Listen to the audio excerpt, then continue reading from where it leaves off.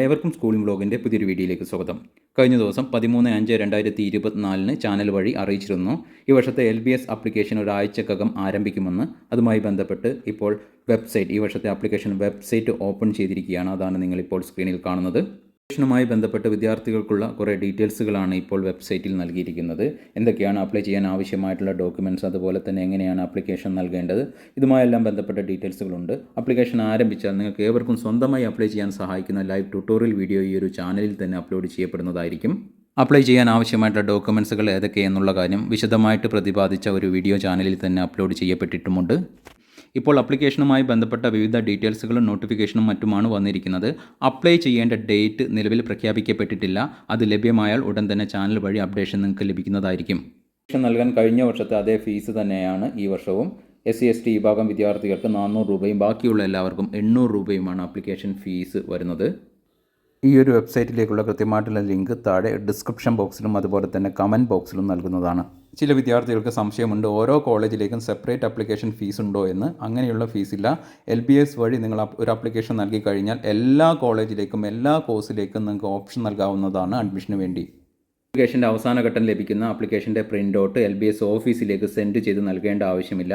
Apply ചെയ്യുന്ന എല്ലാ വിദ്യാർത്ഥികളും പ്രത്യേകം ശ്രദ്ധിക്കേണ്ട ഒരു കാര്യം, ആപ്ലിക്കേഷൻ്റെ അവസാന ഘട്ടം ഫൈനൽ കൺഫർമേഷൻ എന്നൊരു ലിങ്ക് ഉണ്ടാകും.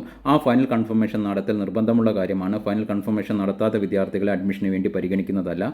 അതുപോലെ തന്നെ അപ്ലൈ ചെയ്യുമ്പോൾ നിങ്ങൾക്ക് അഡ്മിഷന് വേണ്ടി ഓരോ കോളേജിലേക്കും ഓരോ കോഴ്സിലേക്കും ഓപ്ഷൻ നൽകാൻ വേണ്ടി സാധിക്കുന്നതല്ല. അത് പിന്നീടാണ്. അപ്ലൈ ചെയ്ത എല്ലാ വിദ്യാർത്ഥികളെയും പരിഗണിച്ചുകൊണ്ട് റാങ്ക് ലിസ്റ്റ് പ്രസിദ്ധീകരിക്കുന്നതാണ്. പിന്നീടാണ് വിദ്യാർത്ഥികൾക്ക് ഓപ്ഷൻ നൽകാനുള്ള അവസരം ലഭിക്കുക. അതിനുശേഷമാണ് അലോട്ട്മെൻറ്റുകൾ ഉണ്ടാവുക. നിങ്ങളുടെ ആപ്ലിക്കേഷനിൽ എന്തെങ്കിലും തെറ്റുകളുണ്ടോ എന്നുള്ള കാര്യം LBS പരിശോധിക്കുന്നതാണ്. തെറ്റുകളുണ്ടെങ്കിൽ നിങ്ങളുടെ വെബ്സൈറ്റ് ലോഗിനിൽ അത് കാണിക്കുന്നതാണ്. അത് പരിഹരിക്കാനുള്ള, അത് തെറ്റുകൾ തിരുത്താനുള്ള അവസരം LBS നിങ്ങൾക്ക് നൽകുന്നതായിരിക്കും. അത് നിങ്ങൾ കൃത്യമായിട്ട് ചെയ്യേണ്ടതാണ്.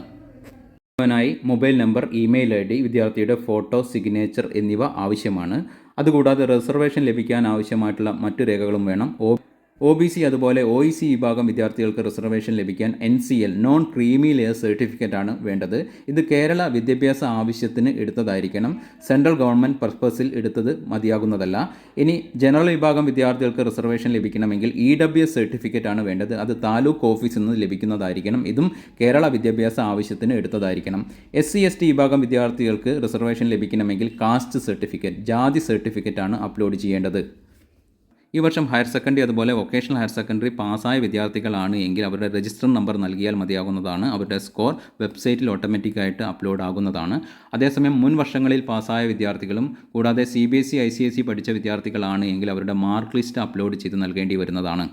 ഈ വർഷത്തെ LBS BSc nursing paramedical admission അതുപോലെ മറ്റു BSc നഴ്സിംഗ് പാരാമെഡിക്കൽ അഡ്മിഷനുമായി ബന്ധപ്പെട്ടും ജനറൽ നഴ്സിംഗ് അതുപോലെ ഓക്സിലറി നഴ്സിംഗ് ഇതുമായെല്ലാം ബന്ധപ്പെട്ടുമുള്ള കൃത്യമായിട്ടുള്ള ഡീറ്റെയിൽസുകളും അപ്ഡേഷനും ഈ ഒരു ചാനൽ വഴി നിങ്ങൾക്ക് ലഭിക്കുന്നതായിരിക്കും. ചാനൽ വീഡിയോസ് നിങ്ങൾക്ക് ഉപകരിക്കുന്നുണ്ട് എങ്കിൽ ഒന്ന് സപ്പോർട്ട് ചെയ്യണമെന്ന് അഭ്യർത്ഥിച്ചുകൊണ്ട് നിർത്തുകയാണ്. ഇവർക്കും നന്ദി, നമസ്കാരം.